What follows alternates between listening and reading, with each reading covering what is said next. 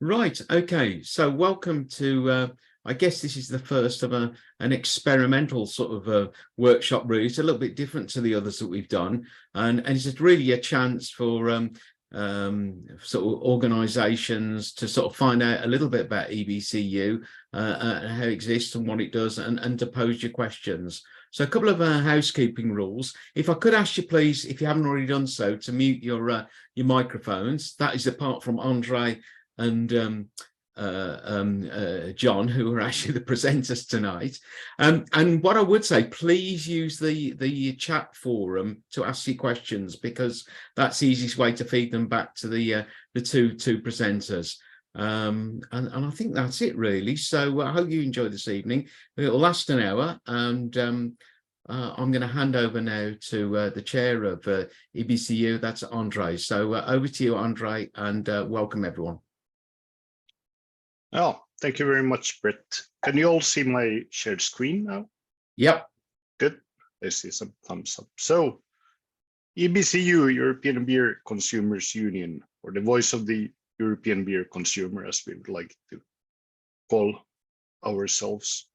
Here we can see in the background some of the photos from the latest meetings we have in Bamberg, at least. Recognize some of these photos. So oops, here we go. So briefly about me and Chris. I'll go ahead first. So my name is André Brunnsberg. I'm originally from Finland.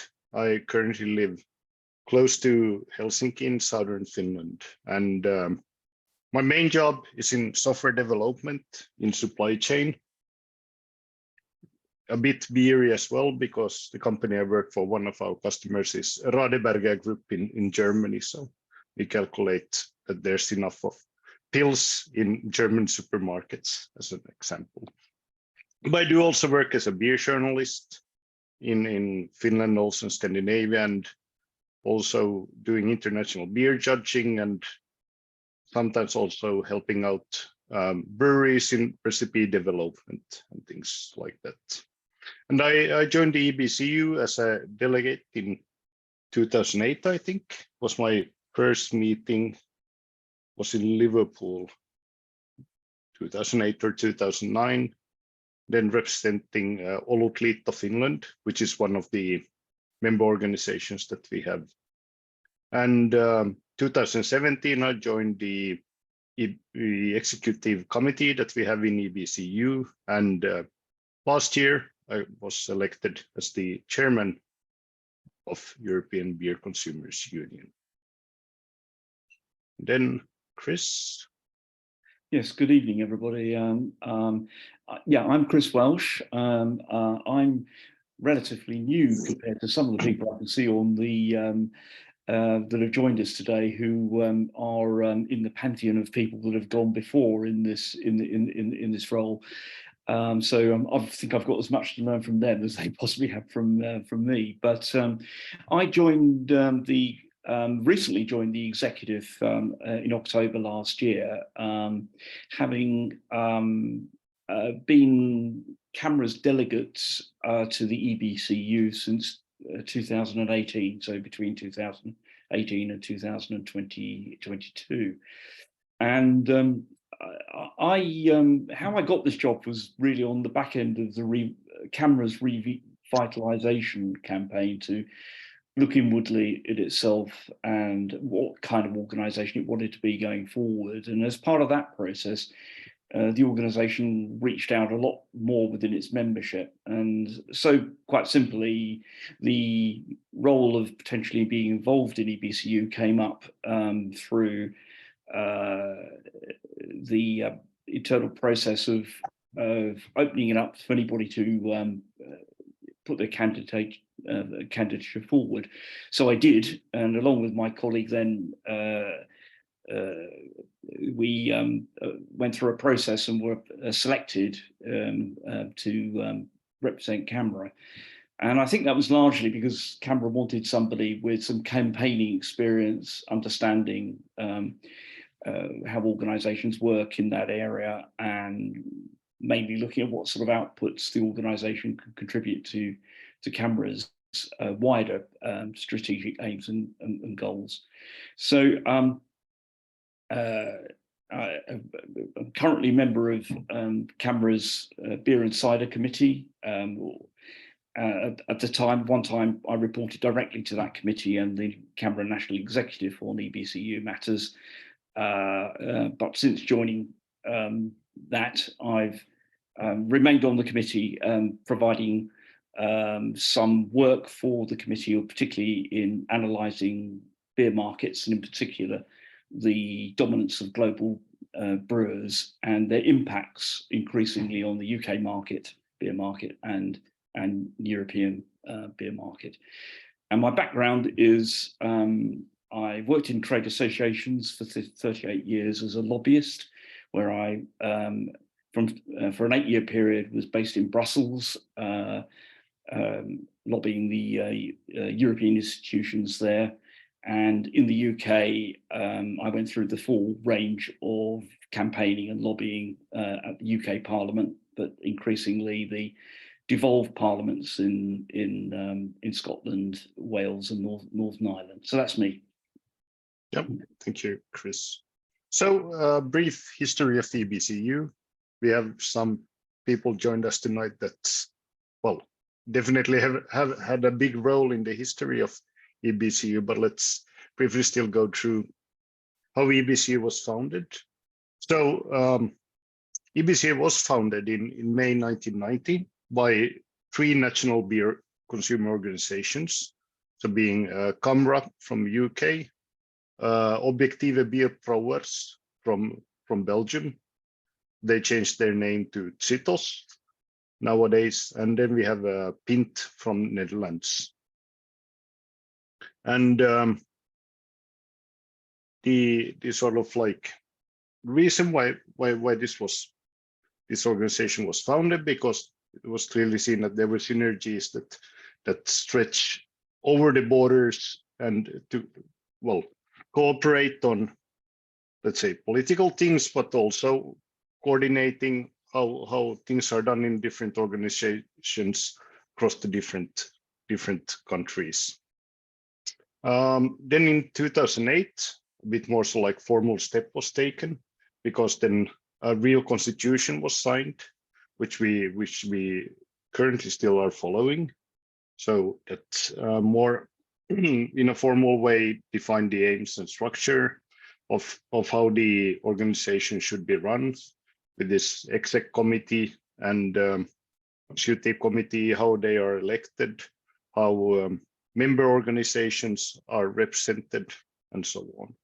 So today, each member organization, depending on if they're have full membership or associate membership, for full membership in EBCU, 2 delegates are sent out to each meeting from the member organization, and they get to vote then on EBCU matters and so on.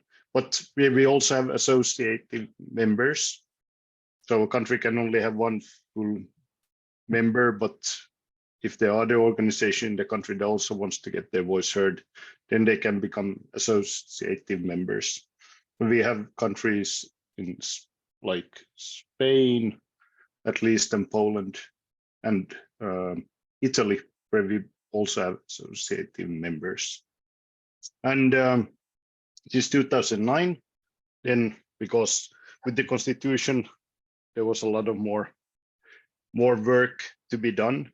So the agreement was made with CAMRA to buy a professional secretary service, and the service is still active, and it's working very well. And now so like the next page, quite a thick page in the history of EBCU, is that in last year we started on working on incorporating EBCU,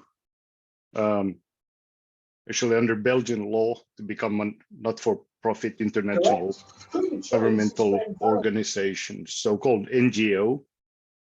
And we had a working group set up on this big project, because it was seen that this is the next natural step for EBCU to take, to become sort of like, well, to gain more power to to lobby for what we stand for, and also, well, becoming also a real, how would you say, a real organization on a European level. And we looked into quite many different countries on how and where this would be possible for register ourselves, but in the end, it all came down to two different countries, so Switzerland and Belgium, that has something like a not-for-profit international non-governmental organization in their law. And I guess because of beer, we picked Belgium, so it was an easy pick in the end. So. And actually, we're now so far with the process that we're actually just waiting for the Belgian king to sign the paper. So it might be that it even will happen this month. So, but it's been a real long process, and we have needed juridical help as well, and so on. So it's, but the constitution that we signed in 2008, it will now be sort of like transferred into this. This new, well, legal, well, let's say an updated legal constitution that's compatible with the Belgian law. So EBCU today. So we're currently representing 19 member organizations in 17 different countries. So we're quite big and expanding. You can see on the map to the right that there's still few countries where we would like to become active. It would be nice, for example, to get Norway, which once was a member organization in EBCU, it's called Norbrug, but the organization died out, but we're still having contacts with a home brewing organization, which is active in Norway. I think the really big sort of like fishes in the pond that we managed to catch is Germany and then France. For a very long time, there wasn't even a consumer organization, beer consumer organization in Germany, but with the help of EBCU and the contacts we had there, we helped setting up GBCU, so the German Beer Consumers Union. Now they're a very active member. And then FNABRA in France, which is also a very big organization. So, and of course, ACCE in Spain. Together, we represent over 180,000 beer consumers. So we definitely have many people behind us when we say that we really talk about the voice of the European beer consumers in that sense. The newest member is Iceland, and we already have delegates that wish that we would organize a meeting in Reykjavik or so. We have to see it's quite far to travel for the whole organization over there. And nowadays also when we have the meeting, so in best case we get two delegates or representatives of each member organization, so plus the exec committee plus some guests, so it can mean that we can be up to 50 people now in 2-day meetings that we organize. So, and we try to organize these so-called delegate meetings biannually, so in the spring and in the autumn. But then we also have an active exec committee with 5 members, so me from Finland and Chris from UK, and then we have Hans-Peter from Denmark, Björn Jols from Netherlands, and CCC, so Klaus, no, well, now I forgot his full name. Well, let's call him CCC because that's what he likes to call himself. So our professor from Bamberg, who's an expert in beer and well-being. And we meet more often, so we try to have meetings actually twice per week, online meetings, together with our secretary Paul from Canberra. So I think what really changed in the way how we work was during the pandemic that everything went online, And we also managed to make the whole exec committee a lot more effective in that sense, that how we can work in a digital way in today's world. While I've been talking, maybe you have counted the countries on the map and wondered that there's only 18 countries colored here. Actually, it's Liechtenstein is also now represented via the Swiss organization. So I need to update the sheet on that one. And now we're also trying to see if we can manage to grow more into East Europe. It's a difficult area because there's a lot of beer drinkers over there. For example, Romania has one of the highest capita in the world when it comes to beer consumption, but because of their past was in the Soviet Union, they were not allowed to have any organizations, and it still lives on in the culture. So that's a pity. Well, we're trying to look into home brewers, which is a sort of like usually a scene where there actually is some organizations or are organizations that are active in many different countries.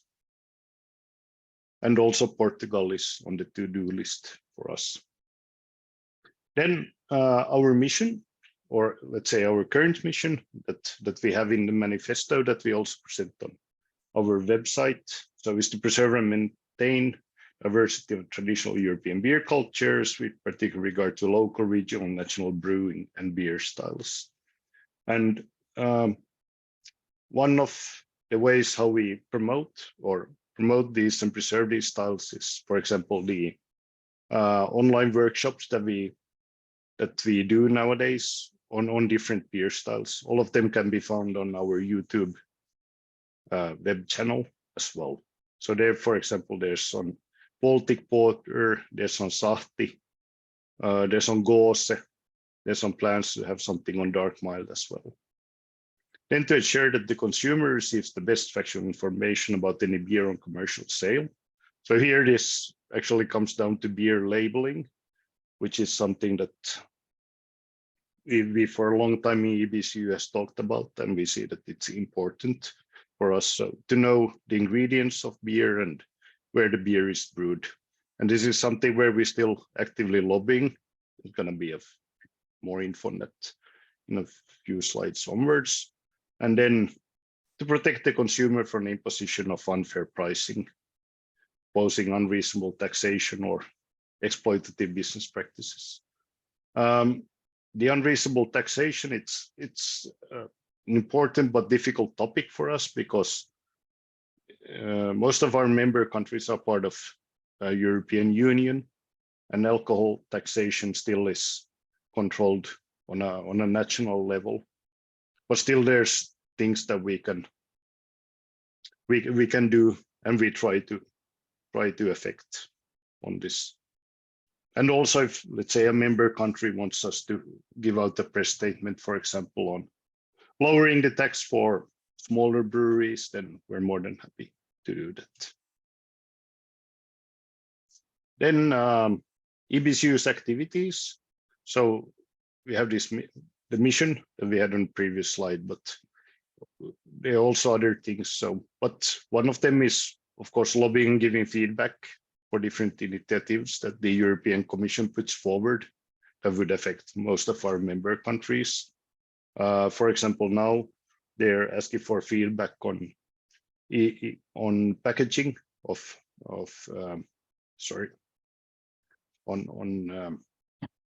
well, different beer packages. So we're gonna give feedback on that. Chris can say a few words on it. But then we also, as I mentioned, when EBCU was founded in 1990, they've also seen as a platform for collaboration between our member organizations. So it can all come down to member retention, which is important for, well, all of our members, or member organizations, but also how to effectively run beer festivals and things like this. So it's how to use online tools in an effective way. Then one thing also that comes to with promoting these traditional beer styles is that we endorse a lot of different beer competitions. So there's an up-to-date list on our website as well. So we have different criteria beer competition must fulfill, and then we can give the EBCU endorsement or approval for the competitions. And the latest one that we endorsed is the France Beer Challenge, which is held every year in a different city somewhere around France.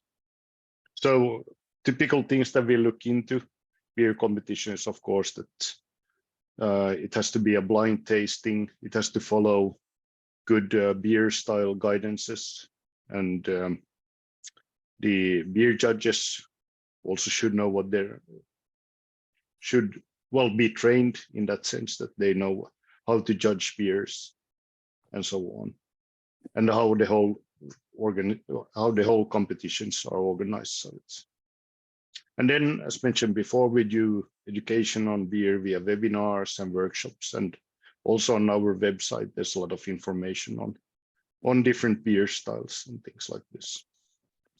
Then we're also looking into beer and well-being, which we see is also an important topic. So I guess we all can agree that too much beer, like too much of anything, is harm for a human, but beer in proper good amounts and together with good friends, it's actually about well-being, and it enhances the psychological effect of having a good time with friends and with people around. So, and then an activity that EBCU has been running for a very long time in the autumn is an annual reception where we invite members of the parliament and also other people that we have in our network. So to do a bit of lobbying and telling them who we are and what we're currently looking into. Then I will give the word to Chris now next. Yeah, thanks, Andre. I'm not going to go into a lot of detail here, and I've just picked a couple of examples because they're live and they're relevant to today. And I'll talk a bit more about lobbying and where EBCU should be going. Like all organisations, we've got a long history, and that's been well captured by Andre, but you can't dwell on the past. You've got to look to the future and what EBCU is going to be doing in the future. And that's the work that we're now really focused on. And I'll go into a bit of that in just a moment. So we've got really one or two big issues coming up, and one are now really serious proposals that are being advanced by the European Commission to regulate packaging and waste, and they're going to have implications for the beer industry and the drinks industry more broadly.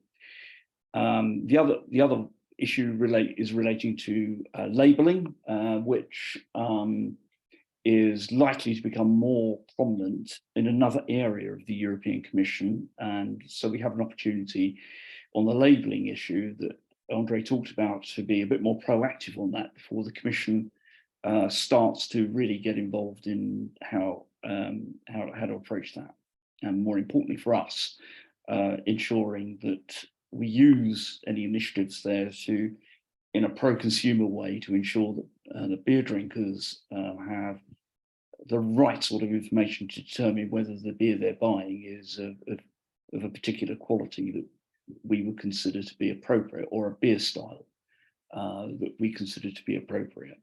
So just looking then at the packaging and waste issues, this is being mirrored in the UK by separate regulations that are going on, or reviews that are going on in the UK.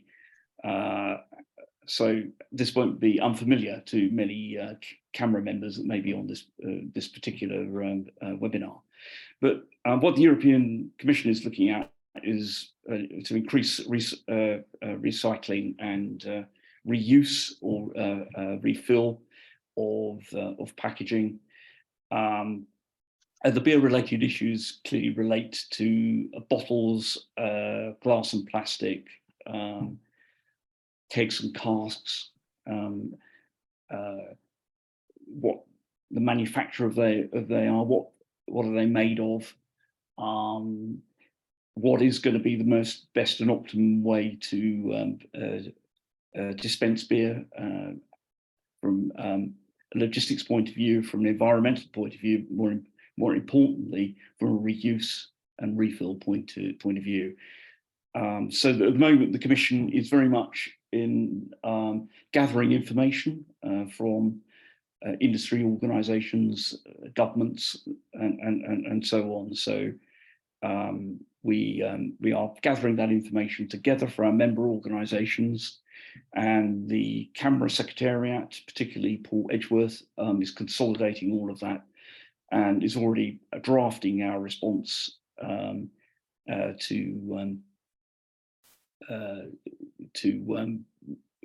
ensure that our views get in early on that. The other issues there for packaging, there'll be the aim is to provide EU-wide standard labelling for recycling of materials, and already the Commission in its initial orientation papers or white papers that they put out have given an indication that they're going to be looking for beer and cider, when it comes to beer and cider, for example, that should be in place 10% by 2030 and 25% by 2050. Depends on whether you think that's really challenging or not. That will be another open for debate if we get the chance to have a few words about that. And similar to what's happening in the UK, mandatory deposit and return schemes by 2029. Now, this is a very good example of successful lobbying and where I believe EBCU needs to be in the future, because the wine and spirits industry, drinks industry, has already used its substantial influence amongst member states and the European Commission to obtain exemptions from this legislation. So it's a salutary reminder to us in EBCU, and I think around Europe within our member organisations, to understand how important it is to up our lobbying and influence. And we'll talk about that in a minute. The more proactive one is what we're going to do about labelling. Already, André mentioned a few points in his introduction, but all I'm going to add there is that already we're looking at that in a more strategic way. EBCU on its own at the moment doesn't have the clout, the weight to do it on its own there. There's a lot of other industry and political interests involved there. So we, for example, had our first meeting with the European consumers organisation called Buick to see whether there's opportunities for working closely with them. They're not beer experts, but they are, from our first meeting, very, very knowledgeable about the wider issue. And we're looking at collaborating with them on ensuring that consumers get the opportunity of getting exactly the right information that we want on the label of all beer products. So what we're planning to do that, and you'll hear more about this later, is to do an EBU survey of our members to find out what they think are the important issues here, and more importantly, what information should be on there. And from that, we will then develop our lobbying strategy, move it forward, and seek to influence the European Union and its various committees, like the European Parliament committees, the member state representatives in Brussels, to ensure that we can bring maximum weight to bear on what our views are on that. So I just wanted to put that up. We wanted to put that up just to give you an indication of the kind of things we're currently working in the legislative arena. And for those, again, Canberra members and other members, this is the kind of work that's done day to day by the very good permanent staff, for example, in Canberra, monitoring these things. So next slide, Yep. André. Yeah, so just to give you now a bit of background into the work that we're currently doing in EBCU, and be very interested to hear your views on that, if not today, then through your national associations or even direct to us. I think that basically the EBCU, through the incorporation that as a not-for-profit international NGO, what that's designed to do is to ensure that we are taken seriously by the European institutions, and it also ensures that we have an ongoing formal consultative framework for consultation within all the EU institutions. That we had before, but was becoming more precarious because of steps taken by the European Parliament to deal with organisations that have undue influence. We're talking about the big industrial interests here that have the ability to, quite frankly, carve things up in parliaments and in the European Commission by wielding on huge influence. So organisations are going to come under much more rigour in the future to demonstrate that they are a representative of the organisations that that are their members and they purport to represent, and also stand by certain ethics that the Commission will expect from lobbyists and organisations that engage with the European Commission. Importantly, that legal status means that we can formally respond to any written communication to the European Commission, and that is an issue which would have been under threat as a result of changes that are going on in Europe. If you're not a fully legal organisation, then the Commission has doesn't have to respond to you. You can write to them. They may take your views on board at some point, but they don't have to take your views into account, which they do now. I talked a bit about stakeholder engagement. This is going to be more important to us, and just the example with the European Consumers Organisation is just one example of many. I know that from those of you that have been around at EBCU a long time, we've long had a relationship with brewers of Europe and those organisations. It's good that we've had those contacts, but they're only one of many organisations in the drinks sector and connecting business, the beer supply chain part of the organisation that or part of the chain, which means that we need to engage with a much broader base of organisations to gain influence. And public communication, internal communications, well, quite frankly, they could be a lot better. We recognise that internally. Too many people don't know who we are, and we're taking steps now to improve the communications, and steps like this webinar and the series of webinars that we've been having are really part of that more broader engagement with the wider beer community. So I'll talk a bit more about our strategic plan in a minute, but that is really part and parcel of what we're looking at there. And also strengthening member organisations. This is important for the future of our organisation, and quite frankly, I think a large part of how we strengthen our organisations is by EBCU being more effective and being more influential in getting its views across where it counts. We can provide some organisational support, but at the end of the day, we need to on-sell what we do to national organisations to show that this is an organisation worth being involved in, and how it can add value to national organisations. We're going to talk a bit more about how we strengthen the EBCU in a minute, but we need to a lot in that area. We've done a lot of work, as André said, in beer education, the culture around beer, beer and well-being, and increasingly environmental sort of issues. Tim Webb's excellent beer styles guide is now on the EBCU website and is being revamped and will be relaunched with work that André is doing with Tim. And that's a first. Nobody else has got that beer styles together in that way. And ours is written from a consumer perspective. It's our stake in the ground. Everybody's got to revolve around that from now on, because we got there first on that. So we need to make more of that.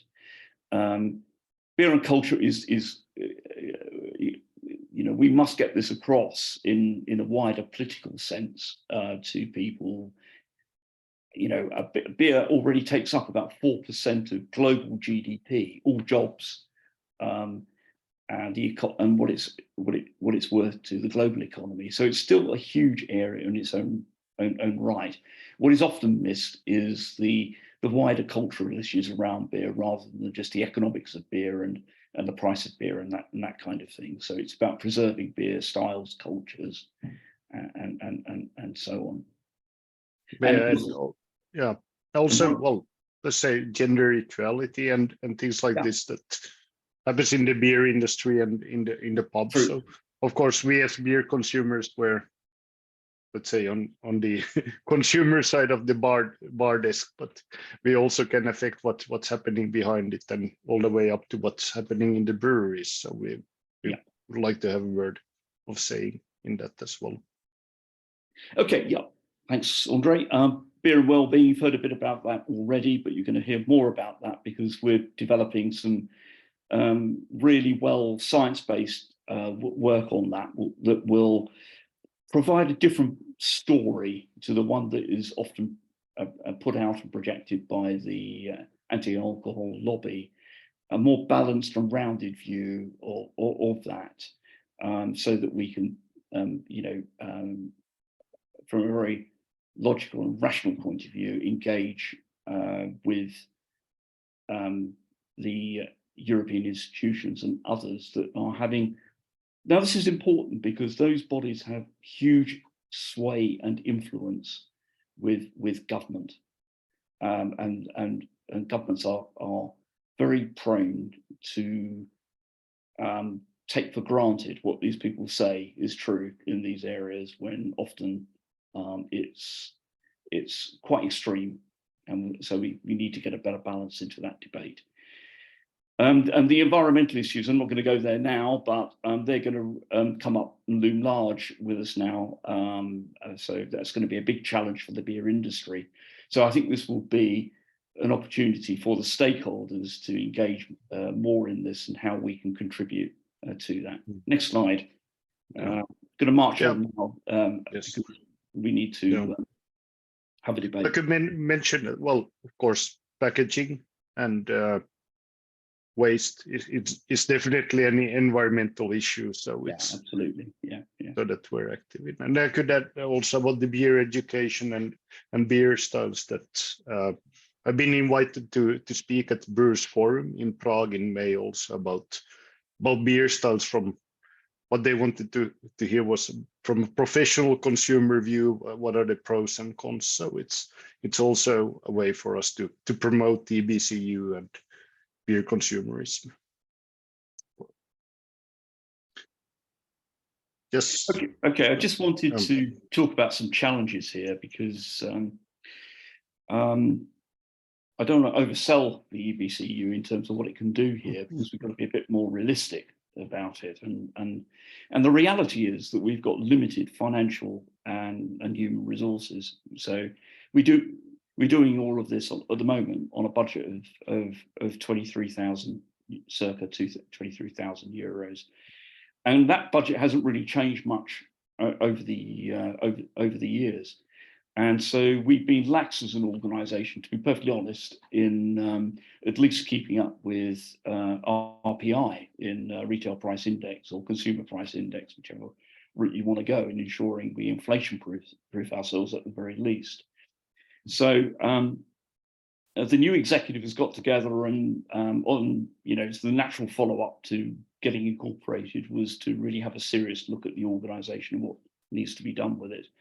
And actually, there's been a lot of input from a number of the national associations already in that debate, CAMRA in particular, because I'm involved there, but I know that debate is going on elsewhere within EBCU, and will be more to come there.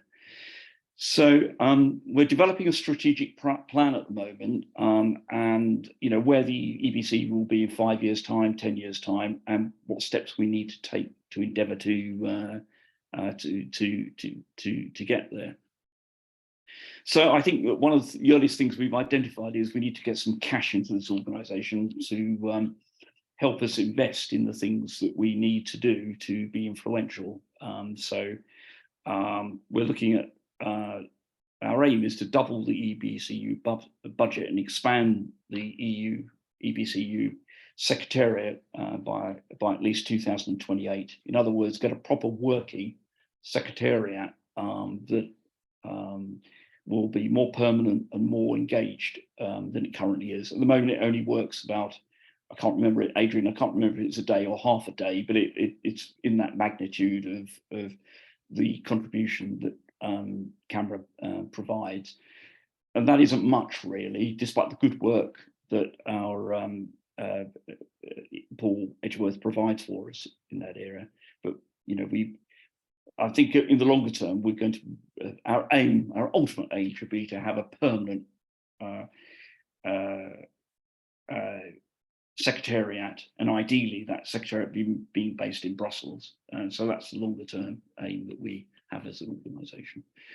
So, and that will enable us to do all of the kind of things we've talked about in terms of campaigning and influence, and more, and putting it bluntly, delivering more tangible outputs for EBCU members to show that they can take these back to their national organisations and show that it's worth the investment that the national organisations are putting in. And I've already mentioned labelling beer and well-being, so I won't go any further than that. Is there another slide? I can't remember, Adrian. Let's see. No, we have some words from Brett before we can have some Q&A.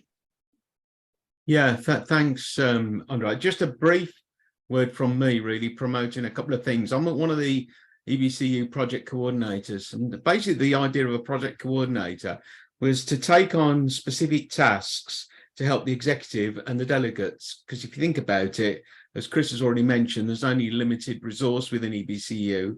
And so if a task is particularly needed, it might be relevant to bring on a project coordinator to those roles. So they can come and go, and just a couple of ones that I wanted to mention. The first one is the online workshops, which we run for basically, they're free, that they're available to anyone who's a member of an affiliated organisation, and we encourage all sort of organisations within the EBCU to promote these. So some of the topics we've covered, well, this is one of them. This is probably the most unusual of the projects that we've done. We've done challenges to the brewing industry from climate change. That was a recent workshop. Beer and food. Is the beer industry unwelcoming? So that was one on inclusion.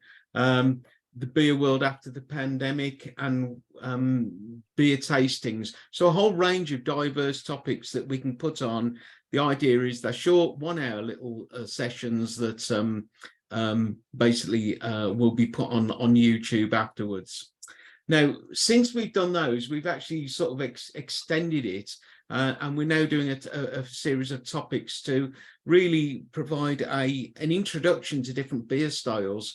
I think if you get involved in European beer and world beer, you know there's always a beer that you don't know about. So we've started to run, we've run a number of these now, workshops on different beer styles. Now, there's no there's no sort of, reason why any beer style couldn't be included in this. And we've sort of, some of them might be unusual beers that you might not be used to. Some of them might be very familiar beers, but nevertheless, something that you want to find out about. So the first one we did was on Goes. We've done one on Italian Grape Ale, Sarti, Dutch Trappist Ale, Grodzicki, and Baltic Porter. And I just done a sort of little flag for myself, because I'm running a workshop with a brewer called Will Taylor on mild, which is one of those sort of beers that UK people will know, but people around Europe may not know about. So that's on the 22nd of May. So a little flag for that one. If you have a beer style, or you know someone who's sort of passionate and interested in a particular beer style and would like to run a workshop, then please get in touch and propose it. They're really supposed to be just a sort of a 1 hour session, so hopefully not too onerous for somebody to run. The final thing from me, it's a little initiative that we started just over a year ago, and probably we need to flag up a little bit more in EBCU, and this is to encourage people from different European countries to come and volunteer at their beer festivals. So the idea really being to encourage people to share ideas, expertise from around Europe, but also to sort of to widen the appeal of a beer festival. And it's very simple. All you need to do, if you are involved in a beer festival, or if you know someone who's involved with running a beer festival and you'd welcome volunteers, and you're willing to sign up to what we call the EBCU Volunteers Code, then I'd encourage you to go to the EBCU website, which is on the link below.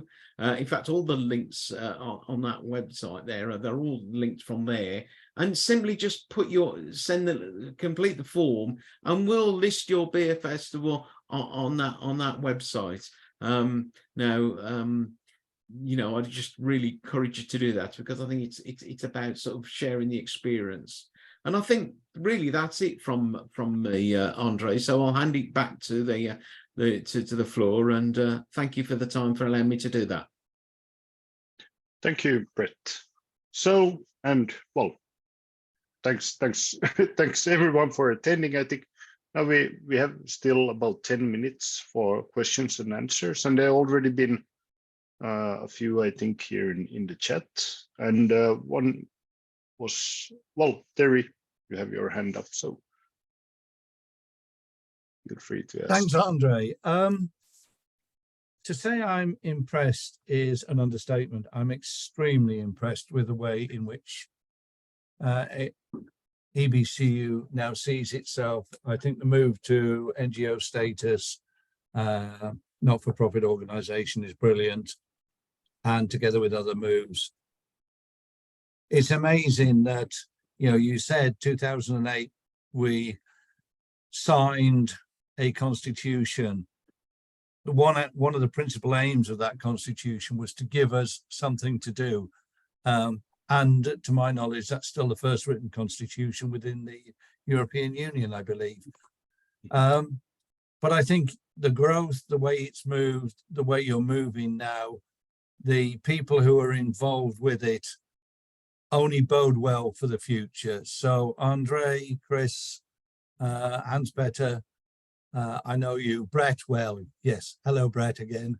But a big thank you to Mr. Lowe, because without him and his push, those three organizations wouldn't have got together.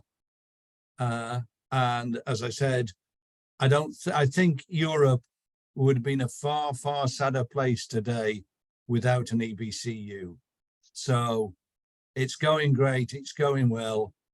The future's bright, the future's wet, and the future's moderately alcoholic. Well done, Terry. All the best to you. I'm probably going to drop off now, so enjoy this. But Andre, happy to be involved. Just give me a shout. Same with you. Chris, you'll be at Sheffield, I believe. Yeah. We'll have a chat there and share the odd beer or two while we're there. All Yeah. the best for the rest Yeah. of tonight. And it's been a brilliant Take care. session. Thank you. Take care, Terry. See ya. Thanks. There was one question about also from Terry in the chat. That will the formal change in status to NGO open opportunities for external funding support? And Chris briefly said that yes, it's very much on the agenda, but it's also something we need to discuss, of course, with our member organizations, what their stance are on it.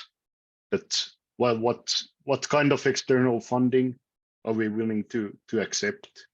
How deeply involved can we get with, let's say, breweries, for example? So it's definitely something we discuss and so on. Then we have from Neil.